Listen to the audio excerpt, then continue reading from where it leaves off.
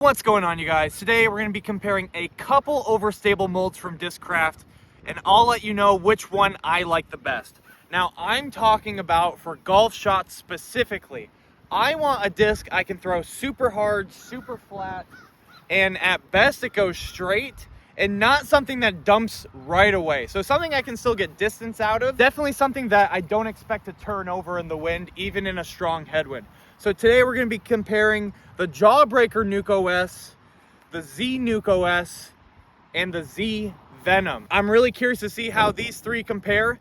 Let's get right into it. Starting with the Jawbreaker NukeOS.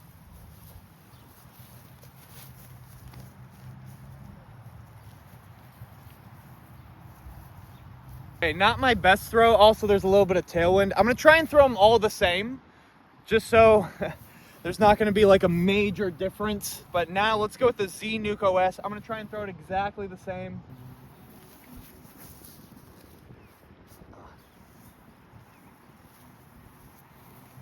I actually turned that one over a bit, but you could see it kind of fought out right away. And not only that, but I got a major skip at the end. Z Venom, pretty domey, cool stamp. First throw with it. Let's see what happens.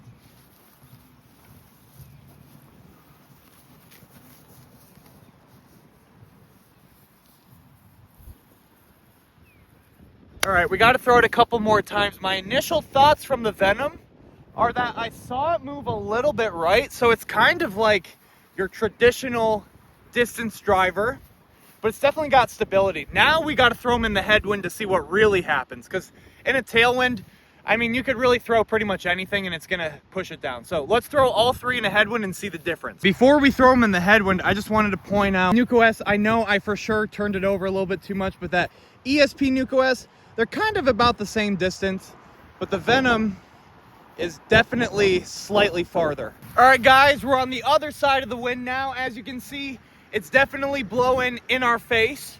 So this is typically the situation when a golfer would pick up a disc like this. So I'm just gonna kind of try and throw them out there flat, see if they turn at all, and we'll go from there. So I'm gonna go the same order: ESP NukeOS, Z NukeOS, and then finally Z Venom.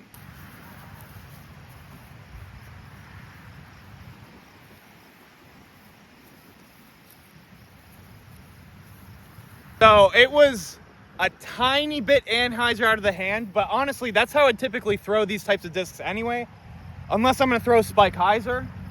So I'm going to throw them all the exact same way into a headwind, because that's the purpose, right? You expect a really overstable disc to get that distance in the headwind, even with the slightest bit of turn. Now, I'm not cranking over on it like a roller, obviously. Now, Z NukeOS.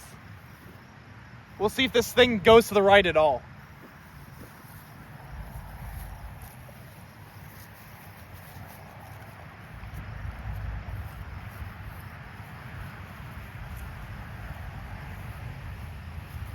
Okay, I think that shot illustrates the biggest difference between those two runs of NukeOS plastics.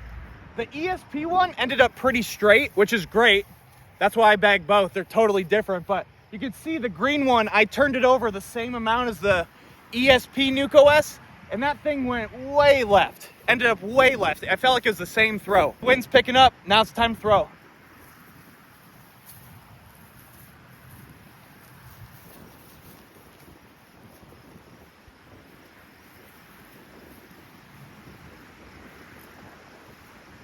So that Venom went really, really far, and it turned a little bit to the right. I think in terms of this slot, it's just not really at that stability. Let me know what you guys think in the comments below. I think it's definitely a solid driver. I think that's kind of more like your destroyer slot. It's your overstable destroyer if you're throwing those types of discs. So that's my opinion. I don't think it's quite in the NukeOS or Ape equivalent type slot. I think it's more like the high end of the destroyer type slot. It's definitely a solid disc. I can see why a lot of pros like it. This is kind of my first experience ever throwing a Venom. Just for reference, because it's probably hard to tell off the camera, here's the ESP NukeOS. Right there is the Z NukeOS. And right next to us on the right is the Z Venom. So the Z Venom didn't actually go that far, as you can see, literally right here. It's in line with the NukeOS, both of them. So in terms of distance, I didn't really get anything out of it, but I did get a drift to the right, if that helps you at all. Let me know what you guys think in the comments below, and I'll see you guys in the next one.